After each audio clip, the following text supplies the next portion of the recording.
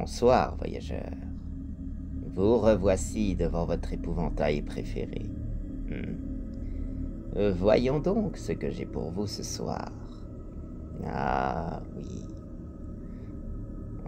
Je suppose que vous avez déjà perdu un proche.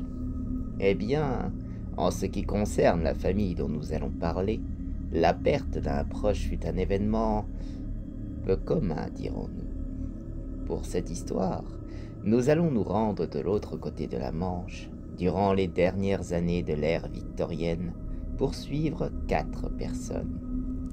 2 frères et leur cousin, ainsi que la sœur de ce dernier, donc leur cousine. Il y avait Albert, un beau jeune homme blond, directeur d'un cabinet d'architectes florissant. Son frère, Thomas, un grand brun quelque peu ténébreux aux activités douteuses. En effet, ce dernier tenait un établissement d'opium et trempait quelque peu dans le marché noir. Pour ce qui est de leurs cousins et leurs cousines, il y avait Charles, un simple agent immobilier, et Élise, femme d'un grand médecin. C'était une famille bien mondaine, à l'abri du besoin.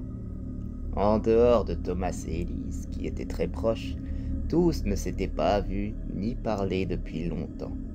Ils avaient bien eu des échos du devenir de chacun, mais ça s'arrêtait là. Ce fut donc un matin de mars que chacun d'eux reçut une lettre bien curieuse. Celle-ci était écrite de la main de leur grand-père.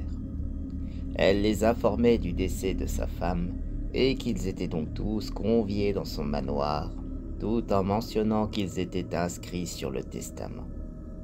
Ils furent tous surpris et s'attendaient à y retrouver tous leurs parents. Ils firent tous le nécessaire afin de se rendre à la demeure pour la date qui leur avait été indiquée. Charles et Élise voyagèrent ensemble et arrivèrent les premiers devant la grande grille d'entrée du domaine. Environ 15 minutes plus tard, ce fut le tour de Thomas. Celui-ci se montra très chaleureux à l'égard de son cousin et de sa cousine, déclarant qu'il était heureux de les revoir. Ces derniers, au fait de ces activités, n'affichèrent pas le même enthousiasme. Ils se restreignèrent à des politesses des plus cordiales. Enfin, Albert arriva à son tour, et en ce qui le concerne, il se montra plutôt froid. Il n'était clairement pas ravi d'être là, et se contenta des formules de politesse les plus simples. Il fut par ailleurs très surpris de voir que personne n'était déjà entré, et fit rapidement preuve d'impatience. Ils se tournèrent tous vers le portail, et c'est là qu'ils purent voir une silhouette se dessiner dans l'épaisse brume recouvrant les environs. Il s'agissait de Bernard, le majordome. Il avançait d'un pas chancelant, en direction de la grille plongée dans son trousseau de clés. Il parvint alors jusqu'à eux, et le petit groupe se trouva donc face à un vieil homme chauve au dos légèrement voûté. Assez étrangement, il n'était pas très différent de ce dont ils pouvaient tous se souvenir, alors que pourtant, ils ne l'avaient pas vu depuis la fin de leur enfance. C'était comme s'ils l'avaient toujours connu vieux. Le vieil homme ouvrit donc les portes de fer forgé et leur fit signe d'entrer tout en faisant une légère révérence de la tête en signe de respect. Il en profita pour exprimer également la joie qu'il éprouvait pour ces retrouvailles. Charles, Élise et Thomas firent de même, mais Albert le toisa d'un regard hautain. Comment un homme accompli tel que notre grand-père, anobli par la reine elle-même, peut être servi par un majordome aussi lent et délabré, s'exclama-t-il en passant devant lui. De telles paroles ne firent qu'attiser une certaine défiance de la part des autres membres de sa famille. Tous suivirent ainsi la route jusqu'au manoir. Thomas profita de l'occasion afin d'engager une grande discussion avec Bernard. Ils avaient du temps à rattraper. Charles se joignit à son cousin afin de demander de plus amples informations sur le trépas de leur grand-mère. Mais le majordome se montra relativement évasif. Il déclara qu'il ignorait les causes exactes de son décès. D'après ses dires, il l'avait simplement trouvée un matin dans son lit, immobile, ne respirant plus. Il pensait qu'elle s'était tout simplement éteinte dans son sommeil. Tous se contentèrent de ces explications et ne cherchèrent pas à en savoir plus. Tandis qu'ils marchaient, ils purent enfin poser leurs regards sur l'imposante bâtisse. Il s'agissait d'un vieux manoir assez classique, mais à l'architecture soignée et avec le voile de brume l'entourant, il en ressortait une beauté éthérée. Élise ne put s'empêcher de s'arrêter afin de l'admirer. Lorsqu'elle était enfant, elle avait toujours eu le sentiment d'être écrasée par son imposante stature, et à cet instant, alors qu'elle était adulte, le manoir lui paraissait bien moins grand.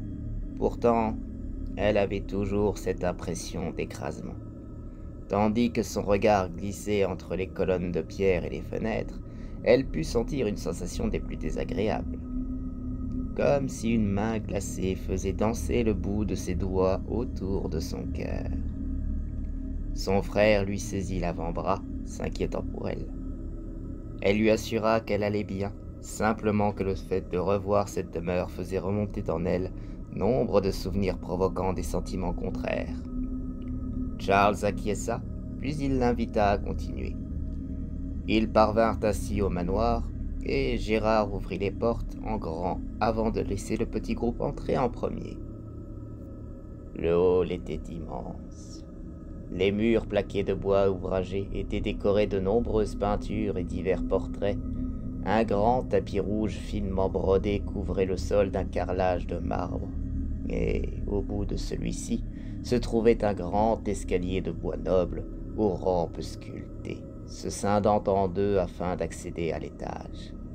Gérard prit alors les devants, demandant au groupe de le suivre. Il les guida ainsi vers l'aile est du manoir jusqu'à les faire entrer dans la bibliothèque où ils purent constater que leur grand-père les attendait, assis dans un fauteuil près de la cheminée. Il s'agissait d'un vieil homme très distingué, à la coiffure impeccable et à la barbe soignée avec beaucoup d'attention. Gérard se plaça alors derrière lui, attendant les ordres de son employeur. L'homme se leva et écarta les bras d'un air chaleureux, un grand sourire aux lèvres. Lui aussi exprima sa joie, déclarant qu'il était heureux d'enfin les revoir. Charles, Élise et Thomas acceptèrent l'étreinte, puis Albert s'avança et se contenta d'une poignée de main, exprimant plus de respect que d'affection. Pour tout dire, les autres eurent l'impression qu'il s'exprimait plus à un supérieur hiérarchique plutôt qu'un membre de la famille. Le grand-père, dénommé Andrew, demanda à son majordome de servir un whisky à tout le monde. Ce dernier s'exécuta, se rendant à une armoire de la pièce. Albert ne se priva pas d'un commentaire sur la lenteur de ce dernier et demanda à son hôte pourquoi il s'encombrait d'appareils domestiques alors qu'il pouvait avoir besoin de quelqu'un de bien plus efficace. Élise, irritée par de tels propos, intervint prenant la défense du vieil homme. Elle déclara qu'il était déjà là avant même leur naissance, qu'il avait servi leur grand-père durant une grande partie de sa vie et que par conséquent, il méritait le respect. L'architecte baissa le regard vers sa cousine d'un air mauvais, mais avant qu'il puisse répondre, Andrew intervint, déclarant qu'Élise avait entièrement raison. Gérard était un majordome fidèle qui avait fait énormément pour la famille ainsi que cette maison. Albert serra les dents, puis il se tourna vers le feu de cheminée.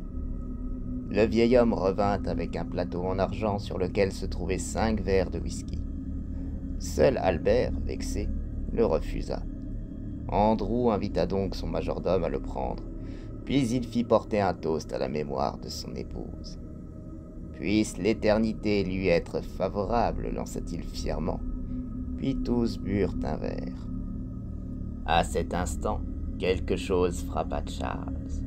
Il regarda autour de lui et demanda au maître des lieux pour quelle raison leurs parents étaient absents. Étrangement, ce dernier parut gêné par la question.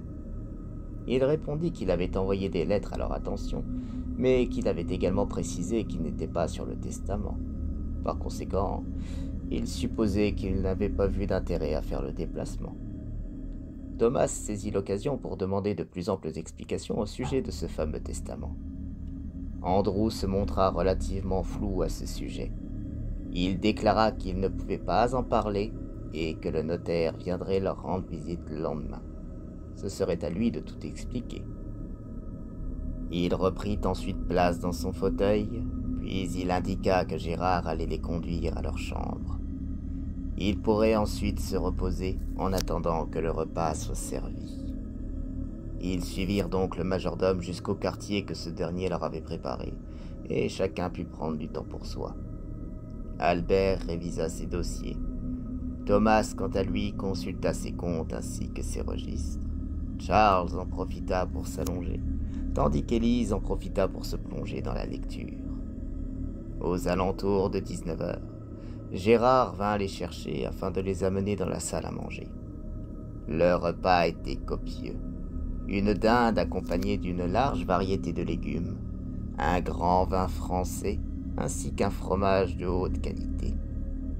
Durant ce repas, Albert se montra grandiloquent auprès de son grand-père, vantant les réussites et les mérites de son cabinet, tout en insistant très lourdement sur le fait que sa clientèle était très fortunée, ce qui ne manqua pas d'agacer le reste de la famille. Visiblement, Andrew lui-même parut lassé par tant de vantardises et préféra se concentrer sur les autres. Charles raconta quelques anecdotes sur les demeures qu'il faisait régulièrement visiter. Élise parla de son mari, chirurgien reconnu dans tout le pays, en partageant certaines des interventions qu'il avait eu à mener, puis Thomas se contenta d'expliquer qu'il était dans le commerce d'opium, se gardant bien de parler de sa grande application dans le marché noir. Andrew remarqua que son petit-fils ne disait pas tout, mais il fit mine de rien. Il remarqua également qu'ils ne parlaient pas entre eux. À la fin du repas, le vieil homme demanda à Gérard de servir un digestif à tout le monde, puis ils portèrent un nouveau toast à la mémoire de la grand-mère. Cette fois-ci, Albert participa. Il n'avait pas vraiment envie de salir la mémoire de sa grand-mère, qui avait tout autant de mérite que son mari. Le grand-père déclara ensuite qu'il allait lire dans sa bibliothèque et que chacun était désormais libre de sa soirée. Élise monta dans sa chambre afin de reprendre sa lecture. Charles se rendit également à la bibliothèque afin de pouvoir discuter avec son grand-père. Albert décida de se promener dans le parc et Thomas se contenta de visiter la demeure. À l'extérieur, la brume était toujours présente, mais l'architecte entama tout de même sa marche. La nuit tomba, et avant d'aller se coucher, Charles se rendit à la chambre de sa sœur afin de lui souhaiter bonne nuit. Il frappa à la porte, mais ne reçut aucune réponse. Il songea simplement que celle-ci s'était endormie, mais il put remarquer sous la porte qu'il y avait de la lumière à l'intérieur. Si Élise s'était endormie, il n'était pas sage de laisser les chandelles brûler toute la nuit. Il posa sa main sur la poignée puis ouvrit la porte. À sa grande surprise, la jeune femme n'était pas présente. Cela dit, cela ne l'inquiéta pas outre mesure. Il remarqua que la lumière provenait d'une lampe de chevet. Il n'était pas encore courant de voir des lampes à électricité. L'agent immobilier n'y était pas habitué, mais au vu de la fortune de son grand-père, il ne fut pas surpris de constater que le manoir en disposait. Ce qui l'interpella en revanche fut que le livre de sa sœur était renversé au sol, les pages baignant dans une flaque de thé provenant d'une tasse brisée juste à côté. Sa sœur n'aurait jamais laissé une telle chose. Il quitta la pièce avant de redescendre dans la cuisine. Peut-être Élise s'y était-elle rendue afin de prendre de quoi nettoyer. Au pied des escaliers, dans le hall, il retrouva Thomas. Il lui demanda s'il avait croisé sa sœur et ce dernier lui répondit que non. Il avait l'air très inquiet et expliqua donc ce qu'il avait vu. Le marchand d'opium parut intrigué, mais il ne s'inquiétait pas outre mesure. Charles se rendit donc dans la cuisine, laissant son cousin seul. Celui-ci prit l'escalier afin de se rendre à sa chambre, puis, une fois qu'il se trouvait en haut des marches, un bruit sourd en provenance de la cuisine retentit, suivi d'un bruit d'assiettes se brisant au sol. Thomas, surpris, se retourna avant de descendre les marches au plus vite. Il pénétra dans la cuisine plongée dans le noir. Il prit un chandelier allumé et explora la pièce. Il trouva les assiettes brisées au sol, mais aucune trace de Charles. Il prit alors l'autre porte menant à la salle à manger, mais là encore, il n'y avait personne. L'inquiétude commença à le gagner. Il se rendit rapidement à la bibliothèque et y trouva Albert, seul. Ce dernier parut agacé de le voir, mais notre homme passa outre et lui expliqua ce qui venait de se passer. L'architecte se montra quelque peu dubitatif face à cette histoire et se contenta de répondre à son frère qu'il n'aurait pas dû consommer l'opium qu'il vendait alors qu'il se réunissait en ces lieux pour la mort de leur grand-mère. Thomas perdit son sang-froid et plaqua son aîné contre l'une des bibliothèques, l'air dément. Il hurla que leur cousin venait de disparaître en cherchant leur cousine et que par conséquent, le moment était mal choisi pour se montrer hautain. Albert se dégagea, contrarié, puis il lança à son frère qu'il devrait se faire soigner de toute urgence car sa consommation d'opium lui avait grandement ravagé le cerveau. Il quitta la pièce avec la ferme intention d'aller se coucher, mais en entrant dans le hall, il ne put s'empêcher de poser ses yeux sur la porte ouverte de la cuisine.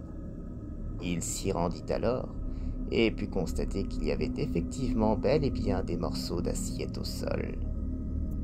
Finalement, son cadet avait peut-être bien l'esprit clair.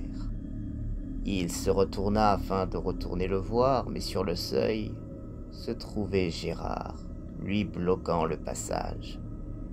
Il avait l'air froid, le visage dur, ce qui étrangement ne manqua pas de provoquer un frisson dans le dos de notre architecte. Croyant tout d'abord que le majordome était en colère pour les assiettes, il tenta donc d'expliquer poliment la situation. On va dire, il n'était plus trop d'humeur à être hautain. Le majordome demeura stoïque. En constatant cela, Albert perdit patience et s'avança, bien décidé à quitter la pièce afin de rejoindre son frère. « Très bien, déclara-t-il. Hors de mon chemin, vieux débris. Je vais aller trouver mon frère ainsi que mon grand-père. Il y a peut-être un intrus dans le domaine. » Il voulut écarter le majordome, mais celui-ci l'attrapa soudainement par le collet, puis le projeta à travers la cuisine avec une force surhumaine. L'architecte fut bien surpris de voir qu'un si vieil homme pouvait faire preuve d'une telle force. Cependant, il n'eut pas le temps de se relever. Gérard s'approcha de lui et déclara que son grand-père était justement en train de l'attendre, puis il le frappa à la tête à l'aide de son chandelier. Le choc en fit même tomber un pot de moutarde. Pendant ce temps, Thomas faisait les 100 pas dans la bibliothèque, réfléchissant à comment il allait bien pouvoir gérer la situation. Mais un nouveau bruit sourd le tira hors de ses pensées. Il balaya alors la pièce du regard et put apercevoir un mousquet accroché au mur. Il s'agissait du fusil qu'Andrew utilisait pour la chasse. Il s'en munit et chercha de quoi le charger. Par chance, il trouva 3 balles et un peu de poudre à canon dans le tiroir juste en dessous. Il chargea rapidement l'arme, mit les 2 autres balles ainsi que la poudre dans sa poche, puis il accourut dans le hall. Il inspecta la cuisine et put constater qu'en plus des assiettes, il y avait désormais un chandelier couvert de sang posé sur le plan de travail, ainsi qu'un pot de moutarde cassé au sol. Il quitta la pièce d'un pas lent, le canon braqué devant lui. Tous ses sens étaient en alerte. Ses affiliations au marché noir et le monde de la pègre l'avaient souvent mis dans des situations dangereuses. Par conséquent, il parvenait à garder son sang-froid. Puis, il avait reçu une formation militaire. Il était donc certain d'être en mesure de se défendre, surtout avec une arme. Il avança dans le hall d'un pas feutré, puis un bruit attira son attention. Il se tourna dans sa direction et vit le majordome sortir d'une pièce en la refermant à clé. Thomas se rappela qu'il s'agissait du sous-sol et que jamais il n'avait pu y entrer. Son grand-père lui en avait toujours interdit l'accès. Le majordome le remarqua et il commença à se diriger vers lui. Il n'avait plus la démarche scabreuse de vieil homme qu'il avait eue auparavant. Non, il marchait le dos droit, l'air décidé. Le marchand d'opium pointa le mousquet dans sa direction, puis il lui ordonna de s'arrêter. Gérard éclata de rire. « Vous croyez être menaçant avec un fusil qui n'est même pas chargé ? Toutes les munitions se trouvent dans le bureau de votre grand-père, et il est fermé à double tour. En parlant de lui, il a justement besoin de vous tous. Et comme vous êtes le dernier, je vous prierai de ne pas résister. Il ne manque que vous. » Le majordome se mit alors à courir, très rapidement même, et sans hésiter, Thomas appuya sur la détente. La détonation résonna dans le hall et Gérard s'écroula, la tête à moitié déchirée par la balle. Notre homme prit quelques secondes afin de reprendre le contrôle de sa respiration et de ses émotions. Il commença à recharger l'arme une nouvelle fois, tout en se demandant de quoi Gérard avait bien pu parler avant qu'il ne le tue. Une fois l'arme correctement chargée, il prit le trousseau de clés et alla ouvrir la porte du sous-sol, ignorant ce qu'il pouvait bien y trouver. Il fut alors face à un escalier de pierre en colimaçon. Il l'emprunta et se retrouva dans un couloir de briques. L'air était froid et humide dans ces lieux. Les murs étaient éclairés par des torches, faisant danser des ombres malsaines à leur surface. Thomas se dirigea vers une porte renforcée au fond du couloir, mais juste avant d'y arriver, une jeune femme rousse sortit d'une pièce adjacente, accompagnée d'une légère volute de fumée. En la voyant, notre homme s'arrêta net, mais il ne put braquer son arme, car il put reconnaître sa grand-mère. Mais celle-ci paraissait bien plus jeune que lui-même. Elle semblait avoir à peine 20 ans. Elle se tourna vers lui et lui adressa un grand sourire. « Oh, Thomas, quel bel homme tu es devenu !» déclara-t-elle d'une voix douce. L'intéressé secoua la tête pour reprendre ses esprits, puis il finit par braquer l'arme en direction de sa tête. La jeune femme vit son sourire s'effacer à cet instant. Elle ne s'y attendait pas. « Pourquoi me menacer ?» demanda-t-elle. Thomas répliqua sèchement que ce qu'il avait sous les yeux était impossible, qu'il ignorait quel tour de passe-passe pouvait bien être à l'œuvre, mais qu'il ne se laisserait pas berner. La jeune femme se mit à regarder en direction du dos de son petit-fils et fit un mouvement de tête très discret. Cependant, celui-ci le remarqua quand même. Il fit volte-face, prêt à tirer, mais il n'y avait personne. Il s'était laissé berner.